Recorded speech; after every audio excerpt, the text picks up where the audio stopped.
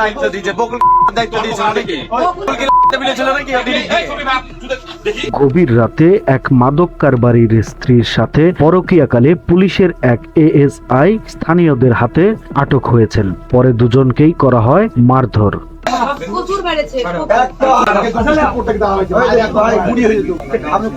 ওই এএসআই এর দাবি, কালেমা পড়ে ওই নারীকে বিয়ে করেছেন তিনি। আমি আকল মাকামি করে আমরা বিয়ে করছি। বকুল কালে বকুল বকুল আমি ডিভোর্স করেছি। আমি জেলখানার মধ্যে ঢুকে ডিভোর্স করেছি। আমি মুখে তালাক দিয়েছি, 6 বার তালাক দিয়েছি। মুখে তালাক দিয়েছি মানে কোনো কাগজপত্রে তালাক দেননি? না। তবে ওই নারীর স্বামীর দাবি, তার স্ত্রীকে তালাকই দেননি এখনো।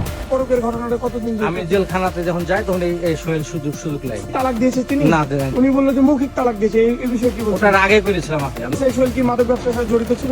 জড়িত আছে। পাড়াতে এসে মাল দিত, আমার বউকে দিয়ে মাল বেচাতো। তাকে হাতে নাতে ধরছে? হ্যাঁ, ওই ওষুধ নিয়ে যায়, আমার ওষুধ নিয়ে যায়, আমার বউকে ওষুধ খাওয়ায়, বা ঘুমের ওষুধ খাওয়ায়, হ্যাঁ ব্যবহার করে। ওনারা বিয়ে করেছে, এটা কতটুকু সত্যি? তাহলে কাগজ কই?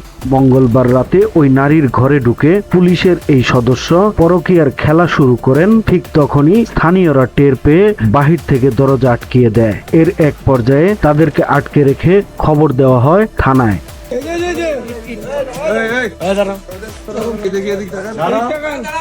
মাদক কারবারের পেশার ধরা পড়েছেন? বলেন কথা বলতে কি? বহুত জ্বালিয়েছেন মিজান ভাই, শিরল পুলিশ পার্টি।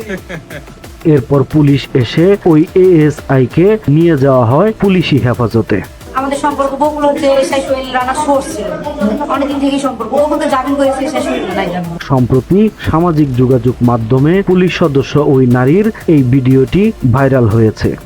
মাদক ব্যবসায়ী বকুল ভাইয়ের বোর সাথে অনৈতিক সম্পর্ক এর মামলায় জেলে ছিল। সেই সময় তার বোর সাথে সম্পর্ক করে শিবির হচ্ছে যে ন্যাচারাল সোর্স, কাজ হচ্ছে মানুষকে ফাঁদে ফেলানো এবং প্রশাসনের সাথে দেহুর বিনিময়ে আর্থিক লেনদেন করে। তার স্বামীকে সে ভালো হওয়ার কখনো সুযোগ দেয় না পুলিশের ভয়ভীতি দেখে। এরা হচ্ছে এর মাস্টার মাইন্ড। জানা গেছে অভিযুক্ত ওই এএসআই এর নাম সোহেল রানা। তিনি রাজশাহীর মহানগর পুলিশের চন্দ্রিমা থানায় কর্মরত। তার গ্রামের বাড়ি বগুড়ায়। সেখানে তার স্ত্রী সন্তান রয়েছে।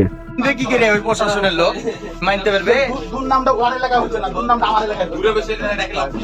এদিকে এ ব্যাপারে এক গণমাধ্যমকে রাজশাহী মেট্রোপলিটন পুলিশের অতিরিক্ত উপকমিশনার সাবিনা ইয়াসমিন জানান, এই বিষয়ে আমাদের তদন্ত কার্যক্রম চলতেছে ও জিজ্ঞাসাবাদ করা হচ্ছে। এমনিতে কোনো ফৌজদারি অপরাধের কোনো অভিযোগ বা কোনো এরকম কোনো কিছু হয়নি। জাস্ট আমাদের ডিপার্টমেন্টাল বিষয়গুলোকে খোঁজ খবর নেওয়া হচ্ছে।